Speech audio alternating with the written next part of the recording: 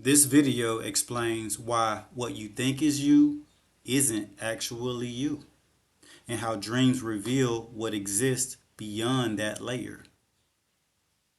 Here we go. Now, deep down, we are all pure, vast, with unlimited potential. This is our inherent nature. It's remnants of our highest mind. We'll call this the absolute mind.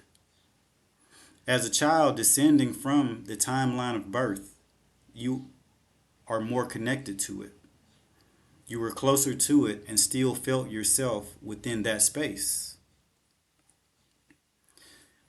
Now, as we grow familiar with this transition, this all fades. We increasingly begin operating from the shallowest level of the mind, which is the psyche. This is the part of us that creates the sharpest distinction between inner and outer experiences. It is the part we identify with the most. It's the surface level of what we immensely are. Now, since the psyche is the immediate point of contact between you and the outside world, it becomes what you identify as, despite being a very small part of you. Ego exists through the psyche. It's tied to survival and preservation, which is what makes it feel so real. But through its intensity and defensive nature, it blocks access to the vast majority of what you actually are. It keeps you locked within a limited identity, and it prevents deeper exploration. It keeps you bound. Going beyond it feels like an ego death. Because of that, the psyche ferociously resists. It fights to stay intact. This resistance can show up as distortion, estrangement, or strong internal resistance. Now, when you fall asleep, this structure begins to dissolve. The psyche and the attached ego are one of the first layers to be released when you're drifting off into sleep world. As this dissolves, deeper layers of it take over. Within dreamtime consciousness, this exists in what we'll call the relative mind. The relative mind contains your psychological processes and subconscious layers. It also contains the defense systems active in dreams. These systems are ultimately protective. They prevent you from going too far into areas that are overwhelming, dangerous, or destabilizing. Keep in mind, we're talking about the mind, and the mind is the body. They're both. The mind can make anything feel completely real, and who's to say it's not actually real? Now, here's a way to think about it.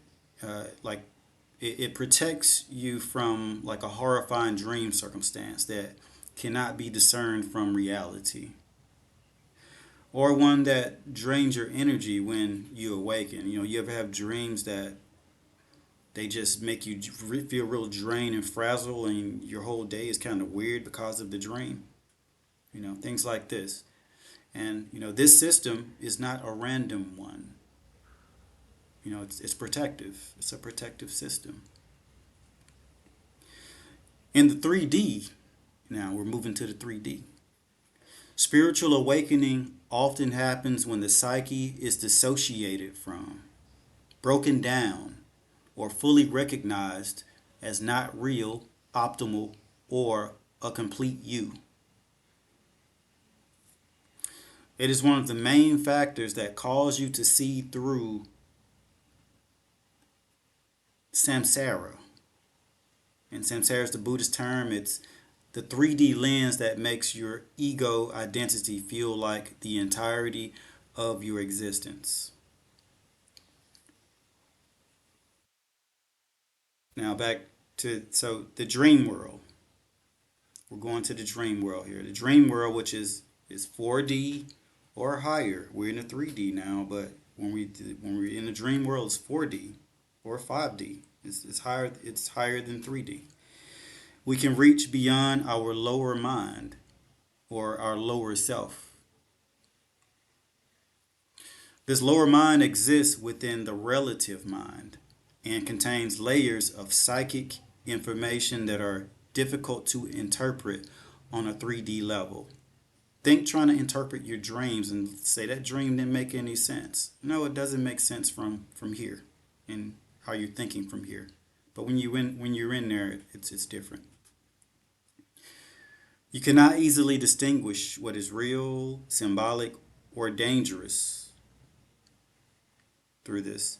Now, reaching beyond this layer is extremely difficult and requires self mastery for the reasons I just mentioned.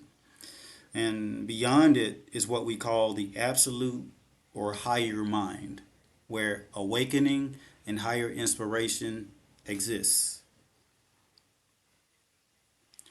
So let's finish off by talking about this absolute mind or this higher mind to kind of establish what it is and how it's oriented in the whole bigger scheme of things. Now, the absolute mind is our true self. You know, we talked about the psyche being a small piece of you that you think that you are, but the absolute mind is the whole complete you that you're just detached from, really. And most of us are blocked from the absolute mind through the mechanisms we've talked about so far. You know, with the protection, psyche, and the ego, etc. It's not directly accessible without work because the psyche and the relative layer envelop us in existence prior to it, prior to the absolute mind. We're blocked off from it. But since all of this exists within the absolute mind, you can get flashes of it, moments where you see beyond your lower self, so to speak. So we're kind of who we are. The flawed us is floating within the greatness, and the greatness is the majority. It's pretty much all of us actually. Now, this tends to happen between transitions. We get access to our higher self in between transitions. Transitions such as transitions from thought to thought, like between our thoughts. Transitions like between our states, our mental states, the mind states, psychological states, etc. And transitions between our layers of awareness. Now, meditation is a well-known method of accessing this. This is one of the goals or one of the things you're trying to do when you meditate. And it's a well-known method of accessing this higher self or the absolute mind. So that's my video. Thank you. I love and appreciate you. And you all take care of yourselves out there. Hope you enjoy. Bye.